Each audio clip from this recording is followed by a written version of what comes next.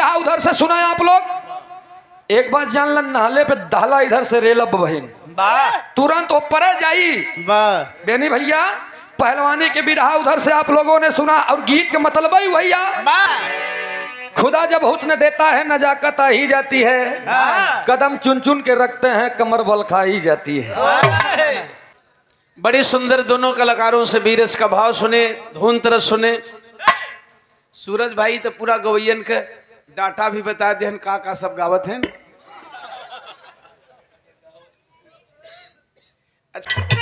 उधर से आप लोगों ने डांस भी देखा, हालांकि हिलावे हमहू जानीला दीवाना भैया, हिलावे हमहू जानीला, लेकिन समस्या एक बात के बा कि हम इलाहाबादी हैं। और इलाहाबाद से मरहूम हैदर अली जुगनू जी, बाबू राम कैलाश जी, लाल जी लहरी उस्ताद, हीरा उस्ताद, रामदेव उस्ताद, बुल्लू उस्ताद, पारसनाथ, ये ऐसे ऐसे कलाकार थे जो कभी थोड़ा सा भी नहीं हिलाए। यही बड़े हम बिरहा के मंच पे ना ही हिलाई, बाकी डीजे में आवा अगर एक पॉइंट कम हो जाए तो बताया। मैं बिरहा केवल ऐसे खड़े होकर के गाता हूँ भैया। देखा एक बात जानना, और मैं मुझे इनाम भी मिलता है, 1000-2000 ले ला सूरज भाई, तनी से हल्का से नाच दाम करना। अगर नाचे देखे बता ऑर्केस्ट्रा कैले, ज्यादा ड्रामा देखे खो तो नौटंकी कैला, खाली बिरहा देखे खो तब बिरहा करा। और बिरहा एक ऐसा विधा बा जवन हर चीज, हर गीतों का समावेश बना करके लेकर के चलता है, समेट के चलता है। अच्छा, हमें एक बात का चिंता होला, बात का भैया, कबो कबो हम खाली रहीला, हालांकि खाली जल्दी रहीला नहीं, सुतीला तो उन्हें टाइम खाली होइला, वही टाइम 2-4-5 मिनट नींद लागे से पहले सोचीला कि भोजपुरिया वाला चाहे फिल्म वाले फुहर तक गा ही देत हुन, वो बेचारा एक दिन गा के पटा जात हुन, बिरहा वाला रोज रोज वह फुहर कम करत हुन।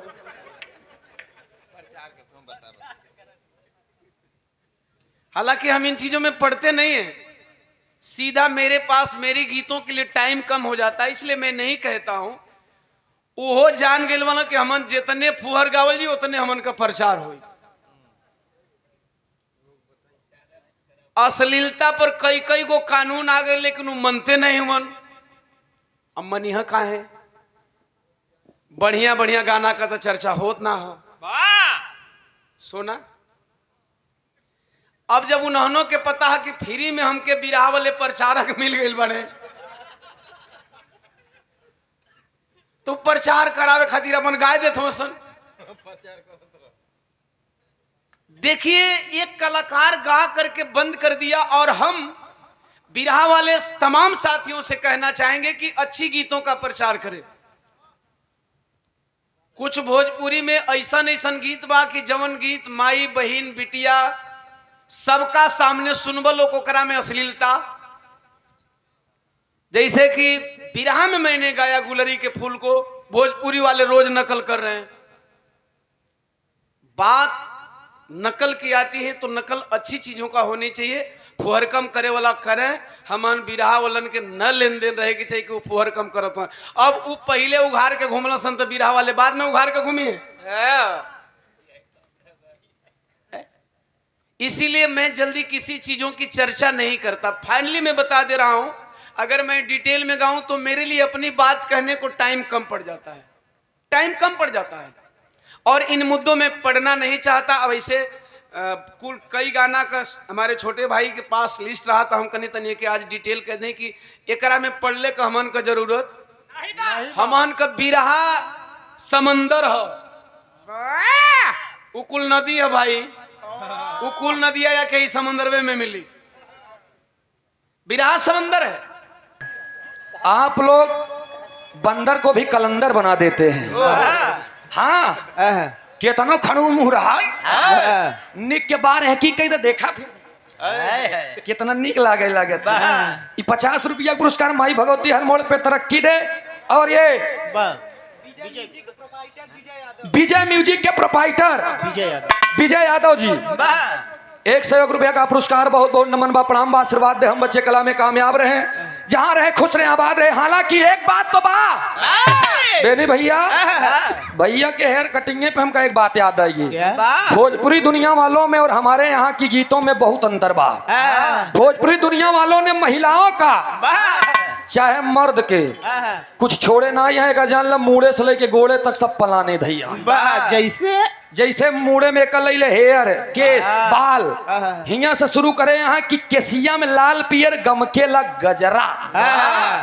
अब तनी से एपे आई जा उही रे टिकुलिया पे 3 जने के सटले बानी, पुलिस दरोगा हवलदार।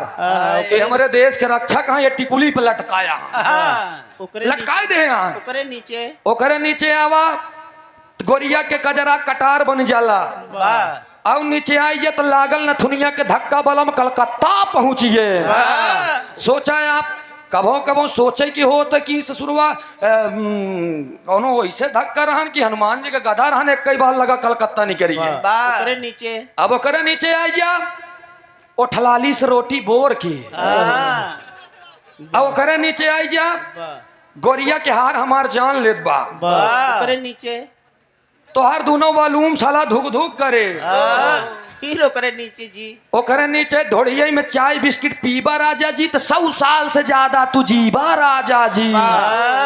जेके जिए खो याद से यूज करा। ओकरे नीचे भाई ओकरे नीचे कमर करे लाच लाच लाच। ओकरे नीचे खैर छोड़े नहीं यहाँ बनाए तो गाना एक यार है ना भाई 2 साल पहले ताबीज बना दी ओझा जी सैया के हरदम खड़ा रहे 2-4 मिनट में मजा ना आवे घंटन तू कुआड़ा रहे। सरवा बांसे के थून रहल का हो तय भैया हो। यही बार हम बताए ना और नीचे चला जा चेहरा बा चेहराइन वैसलीन लगावेलू ओठवा जवन फटल बा बोरोलीन लगावेलू। ये मैडम नीचवा जवन फटल बा होमे का लगावे। अरे भोजपुरी दुनिया वाले बुरा जी माने हम देखा एक गवैया ऐसा ही कि भले मंच पे कुछ भी करत रही लेकिन अगला कलाकार क्या कर रहा है क्या गा रहा है क्या बोल रहा है एक एक बात हम जरूर होकर नोटिस करी थे का ध्यान दिया। अब लेकिन कहना भाई बेनी भैया न तो गवैया के दोस्त बा न लिखवैया के दोस्त बा सारा दोस्त ही सुनवैया लोगन का। अरे यार गलत समझवैया के बा समझा और वही के देना ये लोग न अगर सुने पतिया नतिया पटना बा देवरा ढोड़ी चटना बा तो काहे के गौबई के रहे। आजकल तो दबदबा गीत एकदम वायरल बा। खैर छोड़ा पहले के गीत रहे देखा एक गीत आए रही ना बेनी भैया ओही रे जगहिया दांते काट ली हले राजा जी। काट ली हले कि चाट ली हले। अच्छा एक बात तो बा एक जने कभी के हम खुद ही लेके चला ही अब पुरानी विधा में देखा ये गीत हम जौन बतावे चला थे दिल के छू ले एकदम। पहले पुरान गीत बा हिंदी गीत की लाल दुपट्टा उड़ गया मेरे हवा के झोंके से। कितना जने कोरोना मर गए खोखे खोखे से। खैर यही बात तो सही है बहुत पीड़ी ढेर जने लपेटा गए।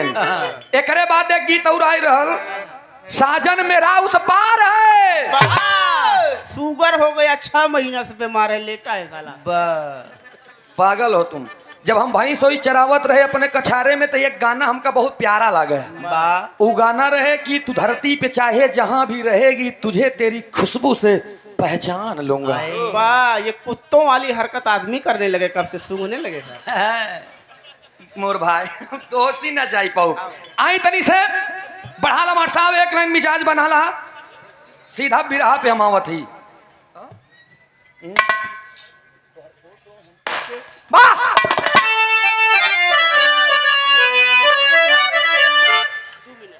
दो मिनट खाली 2 मिनट एक ही भोजपुरी के तड़का भाव करे बा सीधा बिरहा पे वाह।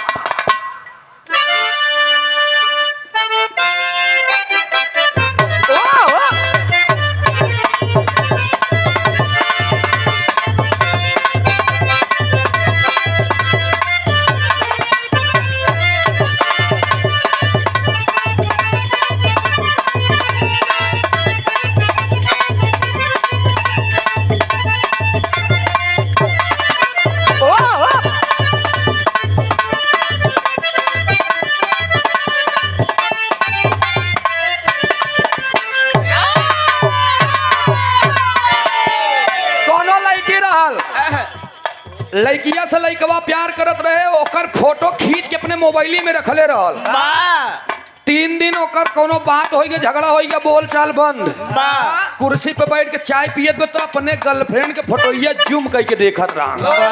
आय हाय क्या आँख है, आमे के फाकी जैसे आँख, सुराहीदार गर्दन, वाह वाह उठलाली तो ऐसे लगाए बे जैसे कछारे के पका हेरमाना हो।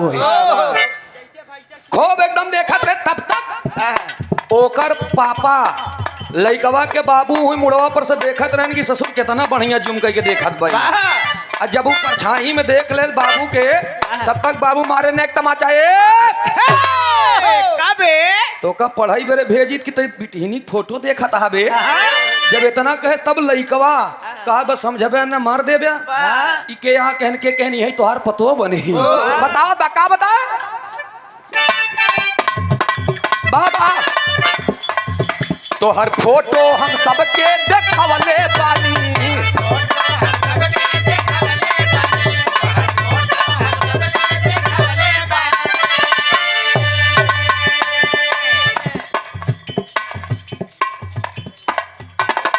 और यह दीपक साई सेंटर निभापुर जौनपुर की धरती से ये तीनों कलाकार के 100 रुपया का पुरस्कार बहुत बहुत नमन है, प्रणाम बा, आशीर्वाद की चाबा। खैर ये तीनों जने के 100 रुपये से दई खत्म हो बात दे दिया। और ये आदित्य वीडियो प्रोपाइटर राम जीबिंद कबीरपुर चौराहा 100 रुपया का पुरस्कार बहुत बहुत नमन है, प्रणाम है, आशीर्वाद की चाबा। लइकवा बताए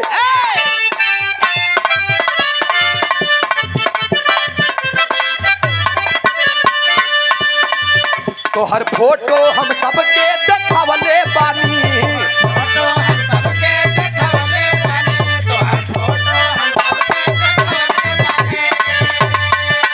हर वालन के अपने मिलवले बानी।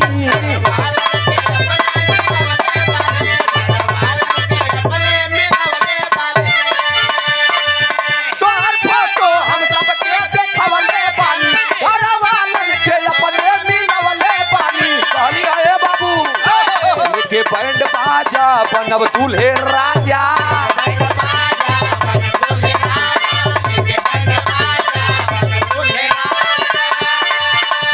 बनब दूल्हे राजा लेके बैंड बाजा हम तोहरे दुआरिया आइब हो। अरे तोहरा जैसन सुपर लड़की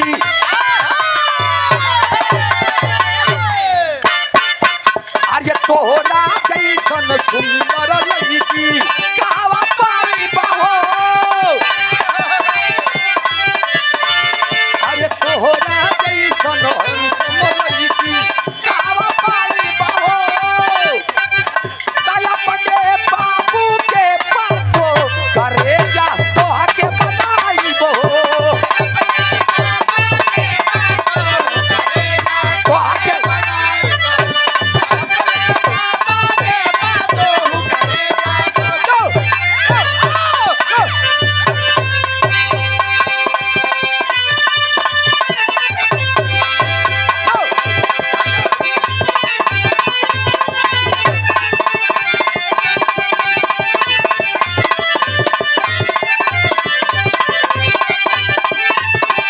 बहुत अच्छा बहादुर।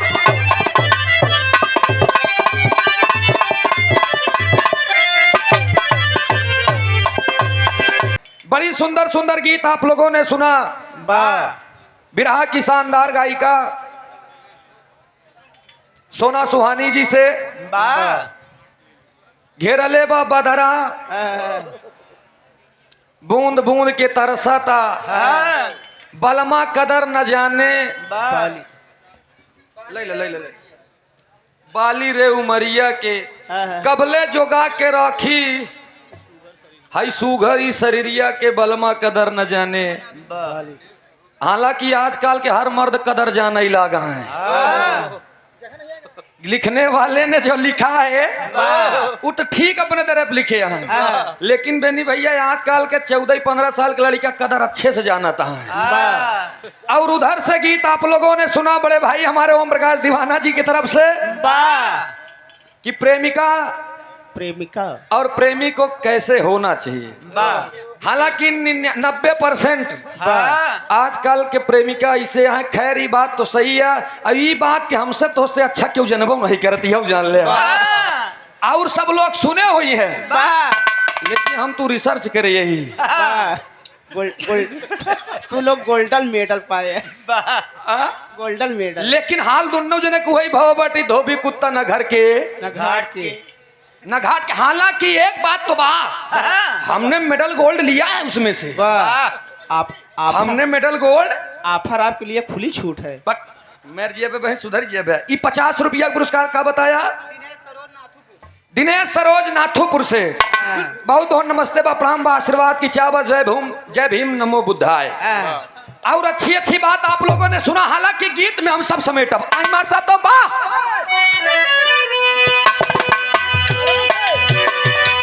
देखा है गीत जवन होए रसील होए पर अश्लील ना होके के चाहिए। कोनो लड़की के देख के लड़का कहता है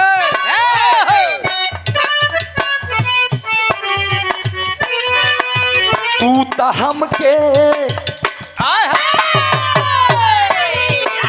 तू तो हमके मुआ देले बाड़ू, तू तो हमके मुआ देले।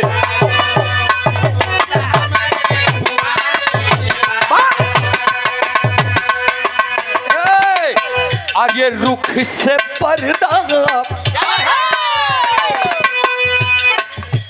रुख से पर्दा हटा देले बारू।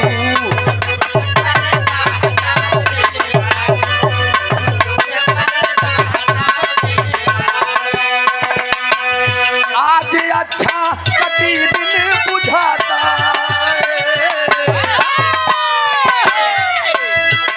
आज अच्छा कटी दिन बुझाता काहे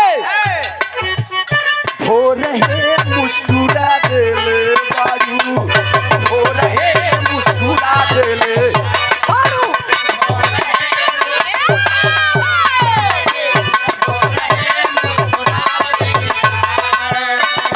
लेकिन तू तो हमके अरे मुआ देले बारू, रुख से पर्दा अरे हटा देले बारू।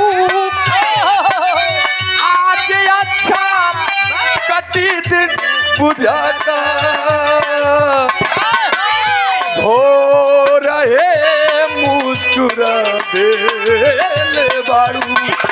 लेकिन और आशी कहे मैं कदाया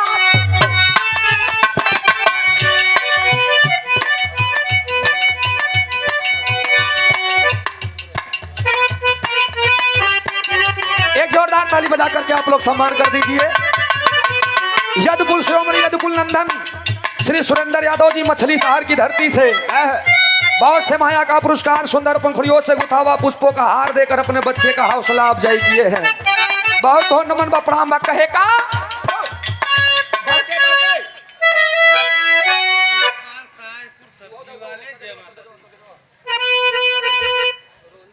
और ये ग्राम पंचायत सहानी प्रधान पद के प्रत्याशी अरुण कुमार गौतम, युवा प्रत्याशी शाहपुर जौनपुर, 201 रुपया का पुरस्कार जय भीम नमो बुद्धाय भैया के। रोहित पाल सब्जी वाले भैया 21 रुपया का पुरस्कार नमस्ते बा, प्रणाम बा, आशीर्वाद की चाबा। और ये प्रधान जी सहानी ग्राम सभा से अमरजीत पटेल जी, ये 201 रुपया का पुरस्कार देकर मान मर्तबा बढ़ाए हैं। आपको बहुत बहुत नमन बा, प्रणाम बा, आशीर्वाद की चाबा। कहे का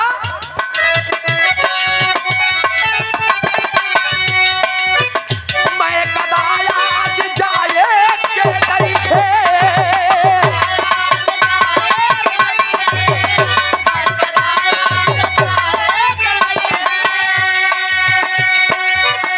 मैं कदाया आज जाए के नहीं थे। आँख से ही आँख से ही पिला देले बारू, आँख से ही पिला देले।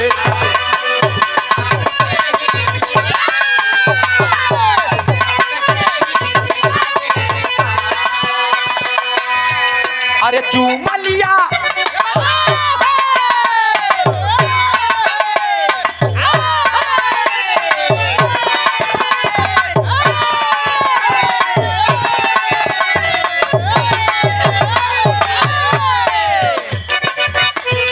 अरे चूमलिया गाल चमकौआ पलम अहिरा के बेटौआ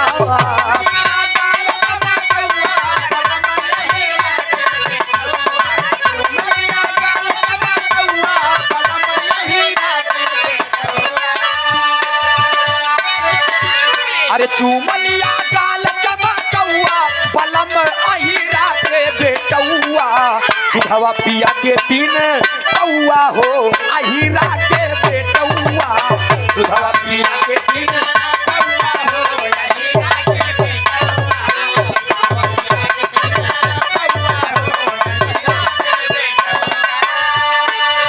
और ये शानदार पुरस्कार दिनेश रोज जी 51 का पुरस्कार बहुत बहुत नमन है प्रणाम है आशीर्वाद दे हम बच्चे कला में कामयाब रहें जहाँ रहे खुश रहे आबाद रहें। बैठ जा तो लोग हमन के नरेंद्र मोदी ले पाँव रोला बना दे बड़ा हेलो इतना तो नरेंद्र मोदी में कमरा ना लगो सही।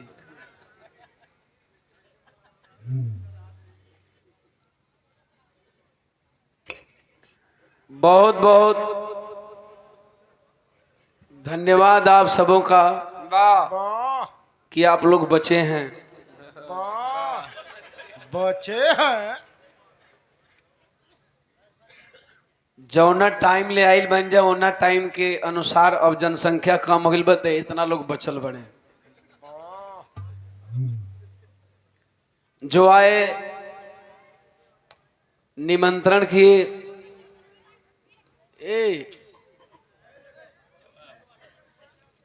ये लइकन के मना कैला वैसे हमार बारी खत्म हो गई बा।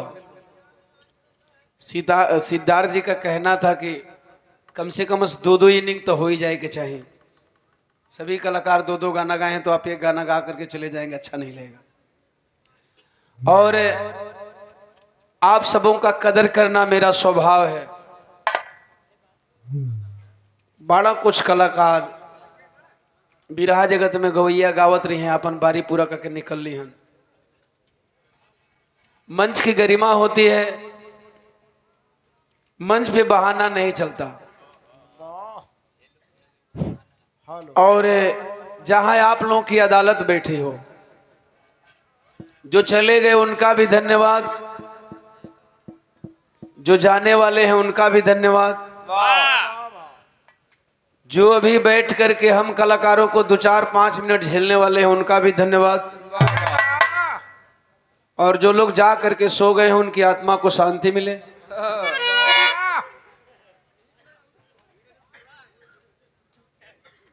काहे चले आए नहीं वैसे उस सपना में सुनत हुई हैं लोग।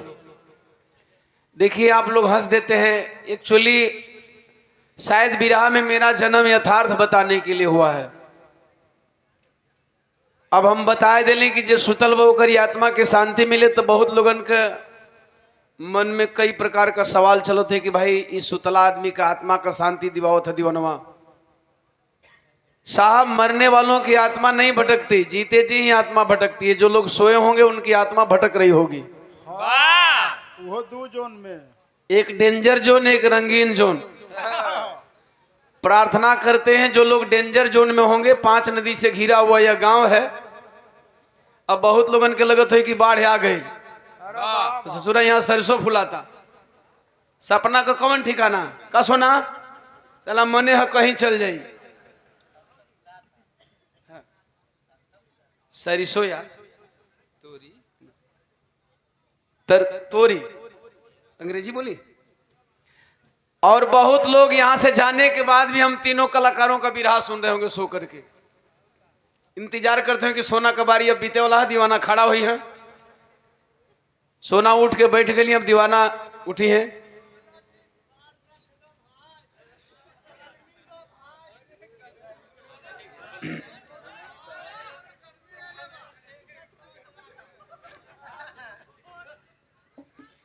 आपके गर्मी व साहब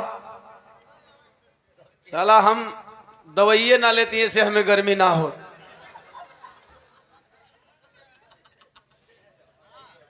दवा ना लेती लेकिन दूरे से हम टेस्ट कर लीला।